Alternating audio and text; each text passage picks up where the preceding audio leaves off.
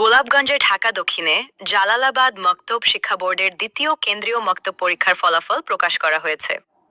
রবিবার সকাল 10টায় বোর্ডের অস্থায়ী কার্যালয়ে এই ফলাফল ঘোষণা করা হয়।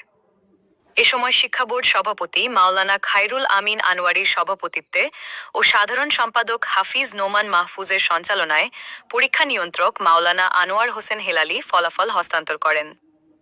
ঘোষিত ফলাফল অনুসারে 4 বিভাগে সেরা 10 সিরিয়ালে 40 জন শিক্ষার্থী কৃতিত্বে স্বাক্ষর রাখে। কায়দা বিভাগে বেয়ার্ডে প্রথম স্থান অধিকার করে পশ্চিম খর্দাপাড়া বাইতুল আমান জামে মসজিদের ছাত্রী নাজিরা বেগম। দ্বিতীয় স্থান পশ্চিম দত্তরাইল জামে মসজিদের ছাত্রী আরিফা আক্তার। তৃতীয় স্থান পশ্চিম খর্দাপাড়া বাইতুল আমান জামে মসজিদের ছাত্রী মুছাম্মদ সামিয়া। আমপাড়া বিভাগে প্রথম স্থান অধিকার করে বাইতুল আমান নিশ্চিন্তর ছাত্রী মারোয়া আহমদ। দ্বিতীয় স্থান অর্জন করে একই প্রতিষ্ঠানের ছাত্রী সাফা আহমদ। তৃতীয় স্থান লাভ করে পশ্চিম রায়গড় বাইতুল হামাদ মসজিদের ছাত্রী খাদিজা মাহবুবা শাস। নাজারা বিভাগে প্রথম স্থান অধিকার করে বাইতুল আমান নিশ্চিন্তর ছাত্র সিয়াম আলম। দ্বিতীয় ও তৃতীয় স্থান অর্জন করে একই প্রতিষ্ঠানের ছাত্রী সাফা আলম ও জিমি আক্তার।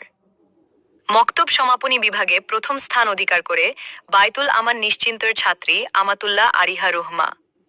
দ্বিতীয় স্থান অর্জন করে দক্ষিণ রায়গড় লেচুবাগান জামে মসজিদের ছাত্র শেখ সাইফ মুহাম্মদ। তৃতীয় স্থান লাভ করে বাইতুল আমান নিশ্চিন্তর ছাত্রী ফাউজিয়া হোসেন তোহা।